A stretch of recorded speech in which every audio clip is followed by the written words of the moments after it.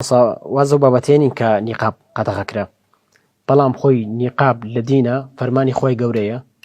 یاخود نیقاب تەنها شتێکە داهێنراوە. مەسئلەی نیقاب ئێمە بڵێن قەدەغەکراوە قەدەغە نەکراوە. لە ڕوویە لێرە و لەوێ هەوڵێک هەیە بۆ لابردنی ئەوە ناکرێ بە هیچ شێوەیە. و نیقاب ژنانی پێغەمبەر صلی الله علیه و سلم کردویانە و ئاەتەکان هەرچەندە لە تەفسیرەکەیە خلافەیە هەندێکەکەن بە فەرض و هەندێکەکەن بە واجب لە زانایان بەڵام زۆربەی لەگەڵ فەرض بوونیەتی. و بڵێ عورف ئەگەر عورفێکی ئیسلامیش بێ لە لای ئەوانەشی کە ئینکاریەکەن عادەت و عورف محکەمە هەتا شەرع نەیە نەسخیکە ئەوە قاعیدەیە لە لای خۆیان یعنی ئەوەش بێ هەر لە ئیسلامە.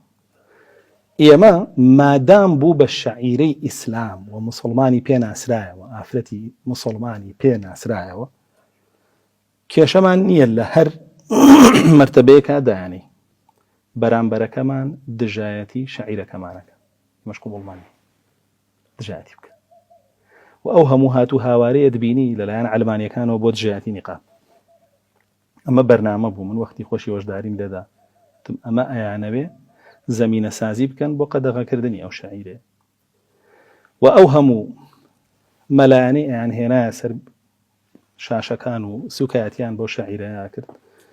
هەتا یانوت بای 3000 پاکی بە 3000 ناکڕێ یعنی ئەویانە کرد بە پێوە کافرەتێک بیەوێ ڕووی خۆی بشارێتەوە لە پیاوی نامەحرەم لەبەر ئەڵڵا تۆ بڵێ ئەمە بە 3000 هیتر نازانم بۆ قیامەتە چیەکەوێ لەسەر بۆ باخۆی بڕوا بە دوواداچوونێ بکە. و ئەو هەموو کادر و هینانەی با بڵێن عەلیسمانیەکانیش ینی ئەوانەی کە خۆیان بە ئیسلامی زانن لە هەمان کاتا نەزای ئەلمانیان تایە من وایان ناوەنێم یا ئیسلامۆکراسیەکان خۆیان بە مسڵمان زانن نەزای دیموکراسییان تایە ئەم هەموو هاتوو هاواری ئەوان و لە پەیجەکانیان و لە کەناڵەکانیان و لە لایڤەکانیان و لە نووسینەکانیان و مەقالاتەکانیان لە تۆڕە کۆمەڵایەتیەکانە هەمووی هەر بۆ ئەوە بوو ئەو زەمینە سازیە بکەن کە دژایەتیانە کرد سەرنجامیش ویسیان بە فیعلی بیکەن. بەڵام الحەمدولیلا خەڵکێک بەجواب هاتووە و خۆشیان زانیان کارەکەیان غەڵەتە و لێ پەشیمان بوونەتەوە. پێشووتریش کۆمەڵی هەنگاو نرا لە جامعەکانە بۆ نمونە تەلەبەی شەریعەبی قەدەغە بێ جلی کوردی لەبەرکەی بۆچی قەدەغەیە يعني بۆچی قەدەغەیە تۆ بە جلی نەتەوەکەی خۆتەوە بڕی بۆ دەوامەکەت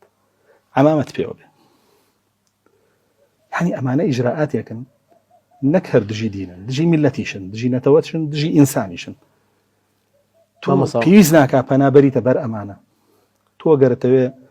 تەنزیم بکەی فەرموو بیکە بۆ شێوەیە کە با بڵێن خوازراوە و گونجاوە بۆ میلەتەکەت و کۆمەڵگاکەت و دینەکەت. بەڵام کە بۆ شێوە نایکەی شیرازە ئەشکێنی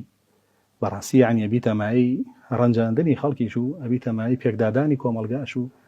یعنی بەڕاستی هەندێک بابەت هەیە لەم ڕۆیە پێویست ناکا بروژێنرێ بکرێ بە کێشە بۆ خەڵک و من وایە بینم بەدەستی لان قەزە بروژێنرێ بۆی خەڵک قەضیە ئاساسیەکانی زەراوەیەک